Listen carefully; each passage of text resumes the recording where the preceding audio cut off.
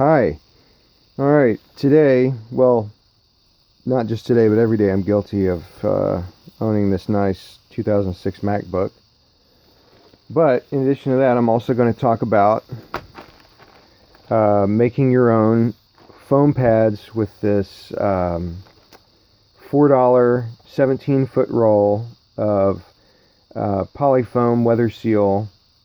It has an adhesive paper backing from the hardware store. So, I mean, I've had a few people say that in their area they don't have this, which is weird because I just feel like it's a generic product that, would be anywhere. But, might have to order it online. I think the person that I talked to said that it was not in their area. They looked it up and the same brand was like $7 shipped. So that's not bad, $4 and then $3 shipping or something. Anyway, well, the important thing is that it needs to be 3/8 inch thick. Okay, because that's the thickness of the standard foam pads that were in, the vintage tapes from the 70s and 80s. It's not the end of the world if it's thicker, if it's like a 1/2 inch. But it's good to have this because the more head pressure that the foam pad is pushing against the tape head, it can cause more problems. You can wear the tape out faster, wear your tape heads out more quickly. Also, it can cause tape path issues with the movement of the tape, having too big or too tall of a piece of foam in there. My kids stole my phone stand, so I'm gonna kind of do this like where I do a little bit and then pause it and then do some of the work and then unpause it and show you what I did. Hopefully that'll be as good as seeing it done real time. Alright, so I'm going to pause it now and go to the next segment. Alright, so how I like to do this is just cutting a little slit in the corner of the bag and leaving the rest of it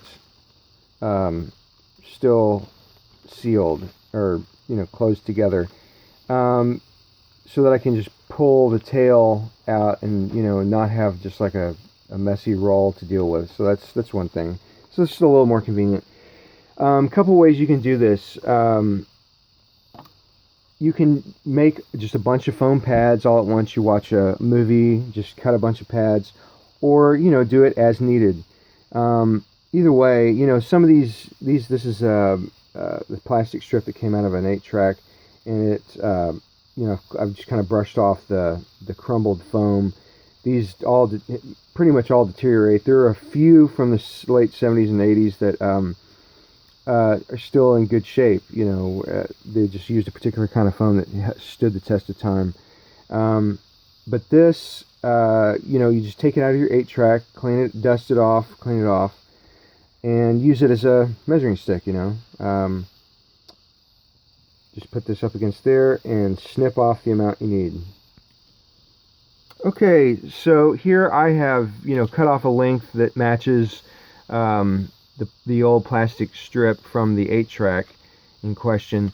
Now we need to put a layer of tape, clear tape, scotch tape, however you want to do it.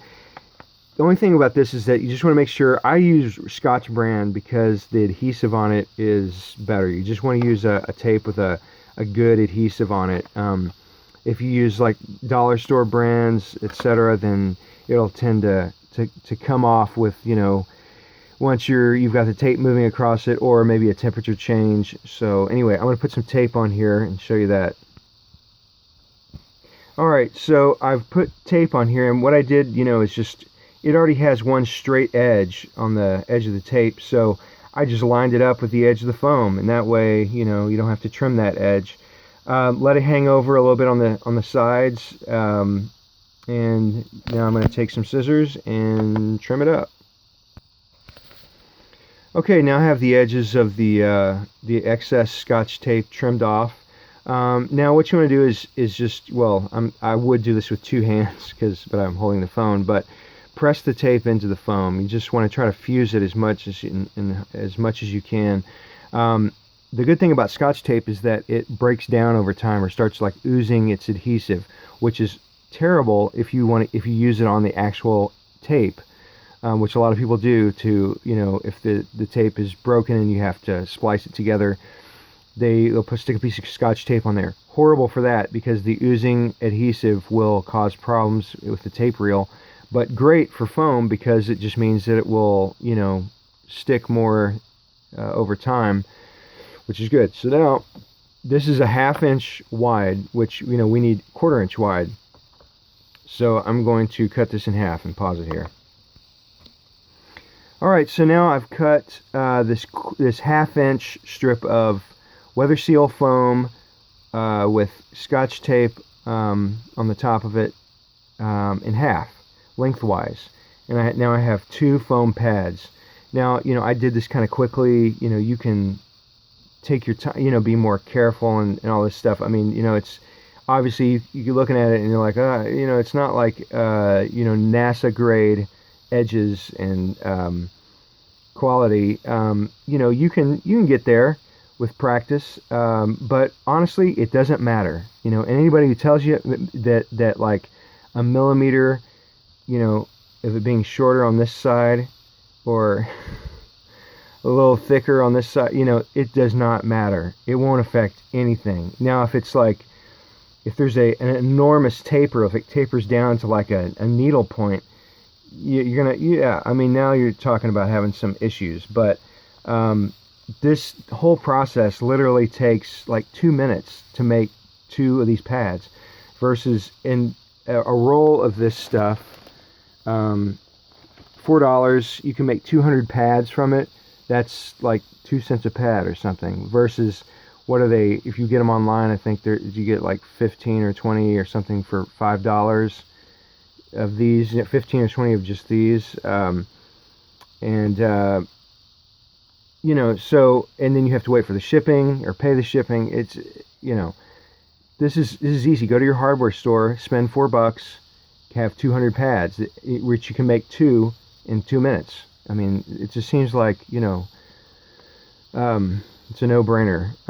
Alright, so now what you can do at this point is one of 2 things. You can leave it like it is, it has paper backing on the back, and take some kind of a razor tool and cut a slit, halfway through, because there's a plastic tab in the 8-track that this has to straddle, so you need a slit there. Some of them don't have that, where you can just leave it as is, but most of them, do.